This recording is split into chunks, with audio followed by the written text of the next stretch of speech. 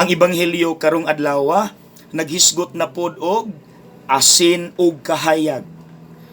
Kabalo na tang tanan unsay purpose sa asin. Maunay naghatag og flavor, kalami sa pagkaon. Pero kabalo pud tang tanan nga kung pasubraan ang asin, dili na siya lami kanon. Unsa may punto sa Dios nga atong pamalandungan mga igsuon, nga kita gidapit pud ta nga mahimong mga asin ngadto sa uban. Pero sama sa asin dili pud siya dapat pasubraan. Unsa may pasabot ani nga dili na di ay kinahanglan pa nga magsigi tag istorya pagbag-o na mo igo na di ay ang buutan ug maayo nga batasan nga imong gipakita bisag wala ni daghang istorya.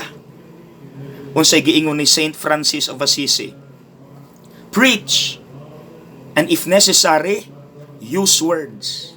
Na, ang pinaka-epektibo di ay nga pagsangyaw, ang imo di ay maayo lang nga kinabuhi, wala nay daghang istorya. Di ara mga igsuon only changed lives can convince others that Christianity works.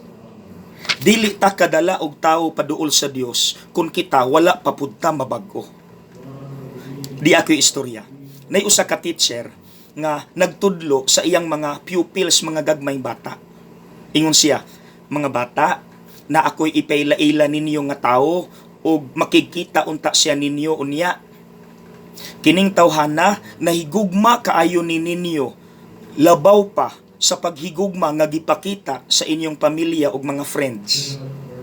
Kining tawhana mupasaylo ni nimo bisag kapila ka masayop.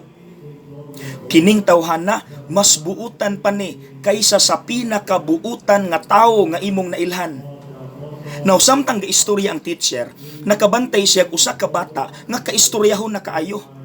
Sus, wala kaagwanta ang bata, miingon misinggit, ma'am, kaila ko anang tawhana, amo ng silingan.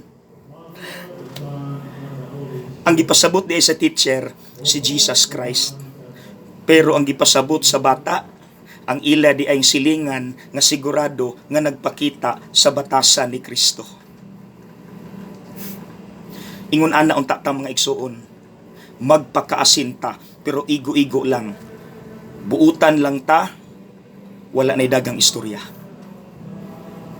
That's more than enough. Okay? God bless.